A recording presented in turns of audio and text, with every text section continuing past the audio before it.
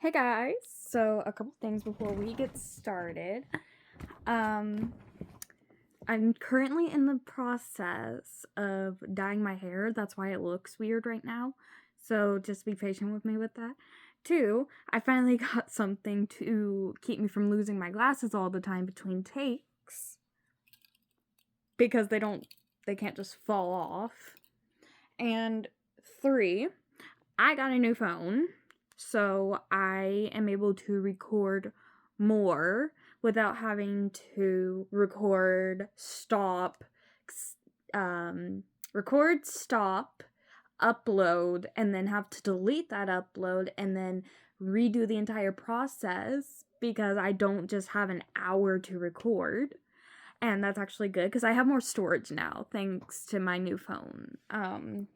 I've been needing a new phone. I've had my old one since the 8th grade, but for 6 years, because I just graduated like almost a year ago. Okay, anyway, but next chapter. Chapter 2. After breakfast, Tessa's star day was basically back-to-back classes. Some flew by like a comet, others seemed to last an entire cycle of life.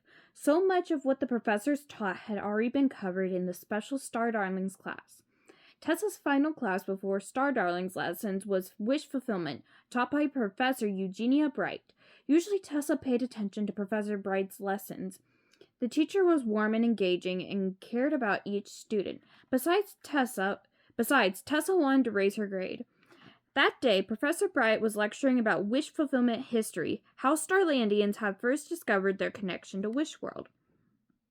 During a space exploration trip, the teacher explained, scientist Dusty Parculus forgot to transfer shooting stars. She wound up landing near a group of wishing stargazers just as they had wished on a different shooting star. One wishling said, I wish I could come face to face with someone from another planet. So Dusty stepped right in front of her, and suddenly a surge of energy. Yes, it was amazingly interesting. But Tessa heard the story so many times she found her mind wandering back to the Star Darlings meeting. It was true, much had gone on. Oh well. It was true. Much had gone wrong for the Star Darlings. Right there on Starland, there had been the band tryouts, the flowers, the nail polish, the holotechs, and of course, the power failures that affected the whole planet. And they had trouble on Wish World, too. There had been Leona's burnt-out wish pendant that lost wish energy in her scary trip back when she almost hadn't made it home, and all the starlings misidentifying of wishers and wishes. But Lady Stella, how could some of the Star Darlings think she was responsible? Excuse me, Tessa. Tessa looked up. Professor Eugenia Bright was standing over her desk smiling. They were the only two in the classroom. Is there something you'd like to discuss with me? The teacher asked kindly. Tessa eyed the professor. She had to say something, but she certainly couldn't say she had been lost in thought, wondering if Lady Stella was sabotaging Starland. I like your earrings, she sputtered. She turned deep green with embarrassment. But it was true. She did like them. The glittery cylinders hung almost to Professor Bright's shoulders and twirled when she moved, giving off sparks. They were exquisite and quite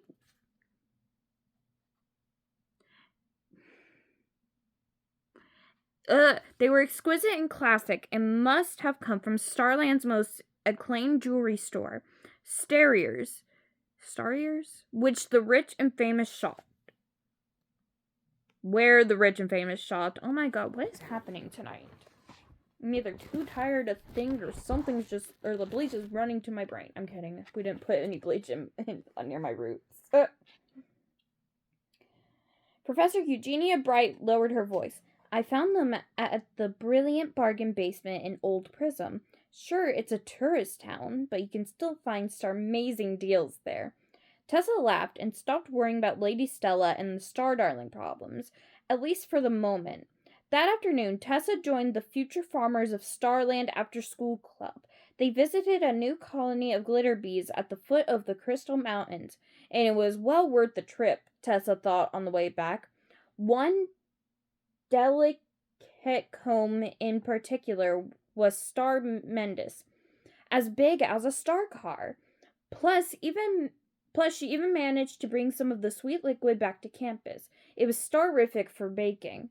But now, standing in front of Halo Hall, saying goodbye to her fellow future farmers, Tessa felt restless. She paced back and forth, her mind returning again and again to Lady Stella. She thought fleetingly of her overdue Wishworld Relations paper. She even took a few tentative steps towards the library. But how could she settle down to work when her mind was in such a state? Tessa's feet switched course, and she found herself heading to the Celestial Cafe. I'll just bake for a star hour or so, Tessa thought. It'll calm me down, help me focus, and then on to my being a human paper. You're still working on that? Cassie asked. Tessa hadn't realized that she had spoken out loud, or that Cassie was walking next to her. She shook her head to clear it. She really did need to bake. Yes, but cross my stars, I'll get an extension. I'm still waiting to hear back from Professor Margaret Dumar. Right now I'm going to the kitchen. Cassie brightened and her pale skin glittered, showing her interest. Are you baking? Can I tag along? I promise I won't talk about Lady Stella. We can agree to disagree until more facts are in. Of course. It would be an opportunity to find out about the caves with Cassie. Usually when she baked, every bit of her energy went into creating the perfect dish. But this time, she'd multitask. Smiling, she motioned for Cassie to join her as she stepped... Hold on. Yeah, something's wrong. There we go. Smiling, she motioned for Cassie to join her as she stepped off of the cosmic transporter. I want to use fresh delicata. Delicata? What? Sorry. Tessa went on. So I'm thinking about mini comet cakes. Only instead of sparkleberries, I might add cocoa moons with a starburst of solar cream. Mm-hmm, said Cassie as they entered the kitchen. Sounds stupendous. What can I do to help? For starters, set the microsap for ammonium and 4 degrees. The two girls got to work. Oh my god, I hate it when this thing gets twisted up. I literally just got it. The two girls got to work, Tessa humming as she measured and mixed, crimped and coated, sometimes telling Cassie what to add. A flounce of milk, 2 quarts of sunflower, a zing spoon of sparkle sugar. Then she poured the batter and popped the tray into the microsap. 2.7 star secs, she instructed Cassie. Anyway, she grinned happily. Star salutations for your help. Then she remembered. The whole time she was supposed to have been getting more information.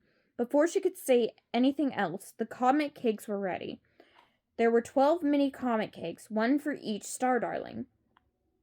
Tessa couldn't help admiring the treats with their perfectly round shape and tapered tails made from starberries. The bright red fruit looked just like a comet's fiery stream. Cassie sniffed. They smell so good. Can I have mine now? Tessa grinned. Tell you what, let's have as many as we want. Then we can make another batch. Cassie stretched out her hand, but Tessa held the tray high over the small starling's head. It was a little unfair, she knew, to hold back the treat, but she had to work fast now to get some information, and she knew from when Gemma was younger that this was the best way to get it. Tell me what you and Scarlet were whispering about on the cosmic transporter this morning. What? I don't know what you mean, Cassie said, turning away so she wouldn't have to look Tessa in the eye. Oh, I think you do. Tessa sounded more confident than she felt.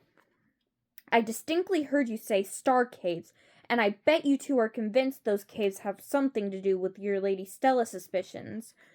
The caves were real, not a theory or an idea, and they were something Tessa could reach out and touch, something that could hold solid proof of Lady Stella's innocence. Or guilt, Tessa thought for a star sec, before she could help herself. She lowered the tray and waved it tangentially under Cassie's nose. Oh, okay. Cassie grabbed a cake. She paused to take a bite. Scarlett's explored the caves. She found another entrance, and she's gone down a bunch of times. I guess she likes the bit bats and the feel of the tunnels, the mystery and the isolation, but it's not as if she's found anything revealing there. Is that all? Tessa asked, disappointed. Well, I have my own ideas about the caves, Cassie went on. There were so many twists and turns, they could hold so many secrets, and they're so closely tied to our missions. I just feel there could be clues down there, answers to what's been going on. Exactly, Tessa exclaimed. So what are you two going to do next for your sleuthing? Nothing, said Cassie, squirming a bit. Was Cassie skirting the truth? She seemed uncomfortable, and Tessa guessed the starling didn't really like to lie, so she didn't want to call her out on it. But she needed to keep pressing her.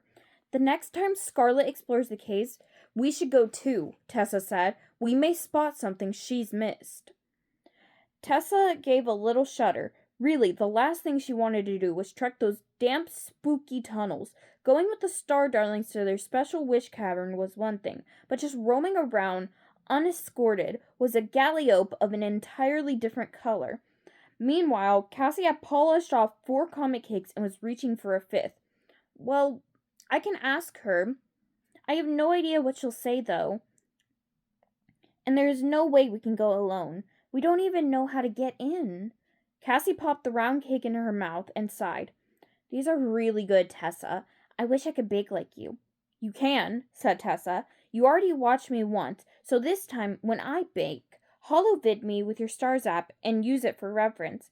Can I borrow yours? Asked Cassie. I brought mine in for repairs. It's been weird lately, and I haven't been able to get holo messages or even send them. Uh-huh, Tessa murmured, not really listening. Already, she was measuring sparkle sugar and pouring it into a bowl. Maybe this time she'd add just a flicker more delicata. Chapter 3. Okay, I'm actually going to see you guys tomorrow because I'm actually, really tired. But, yeah, see you guys later.